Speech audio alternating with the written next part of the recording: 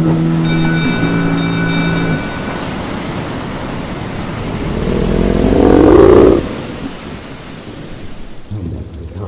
game is afoot. Not a word. Into your clothes and come.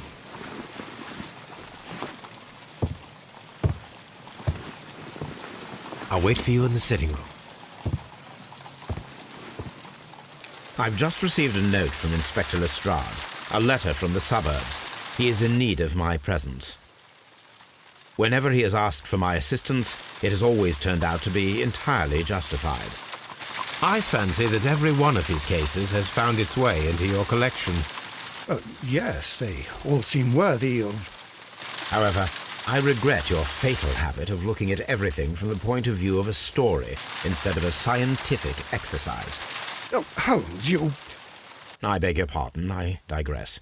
It would be much better to examine this letter than to try to convince you.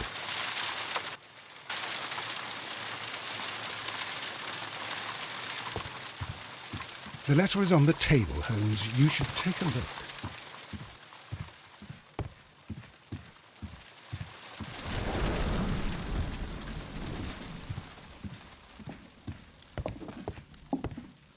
The letter is on the table, Holmes. You should take a look.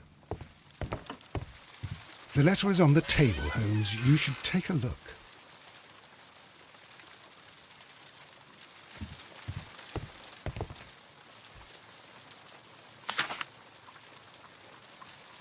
I can tell from Lestrade's handwriting that he was in a hurry when he wrote this letter. A wax seal.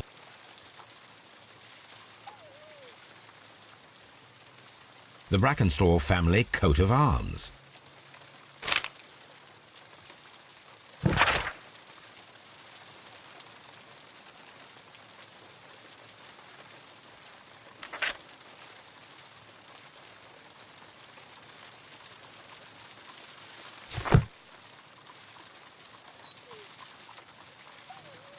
So, what is it, Holmes? Promising, as always. It appears to be a case of murder. So you believe that Sir Eustace is dead? I should say so. Lestrade wouldn't have sent for me for less. His writing shows considerable agitation, and he is not an emotional man. These people belong to high society. The quality of the writing paper, the EB monogram, their coat of arms. The crime was committed before midnight. Holmes, how can you possibly tell? Well, it is all thanks to Lestrade. He wrote his letter at 3:30 in the morning. Imagine the chain of events before that. The local police had to be called in. Scotland Yard was notified. Lestrade himself had to make haste there, and finally compose the letter he sent to me. All of that makes for a fair night's work. It makes sense. Lestrade also speaks of the woman he released. That seems to indicate that she had been held somewhere during the crime. Much time has been wasted.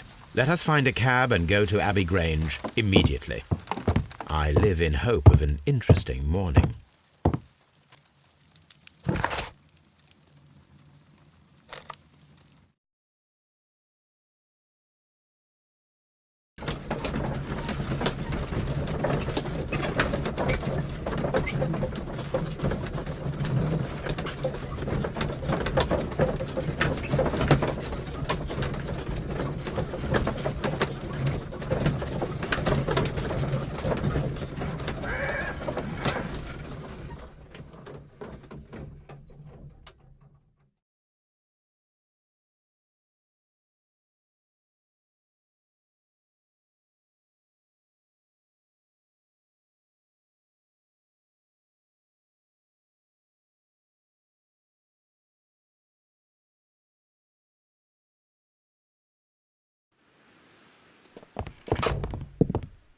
Ah, Mr. Holmes and Dr. Watson, here you are.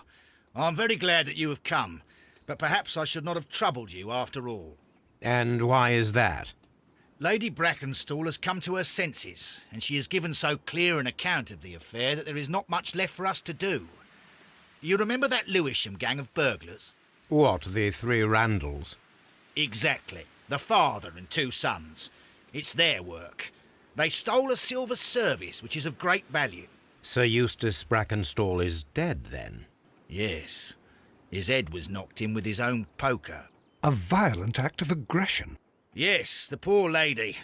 She has had a most dreadful experience.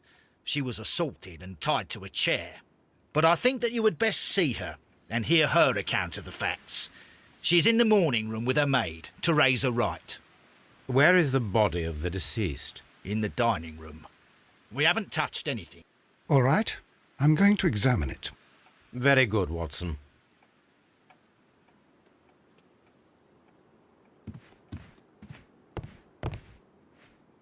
Sir Warthen Brackenstall.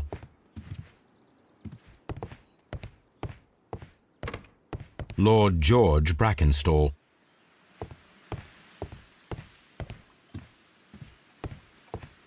Lord Ramsay Brackenstall.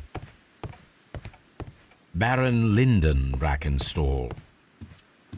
Lady Brackenstall awaits you in the morning room.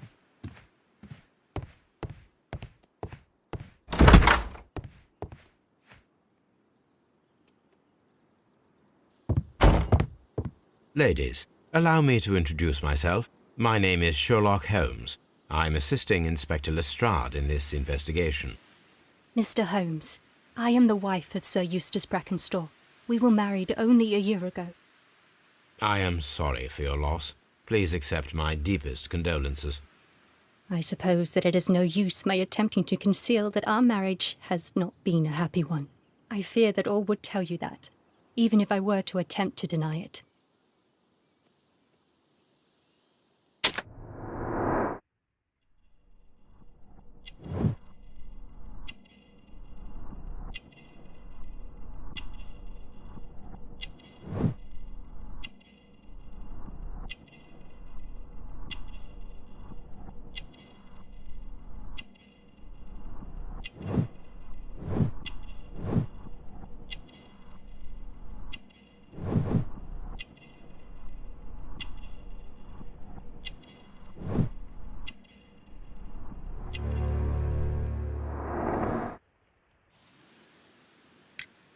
Can you describe to me the events of yesterday evening?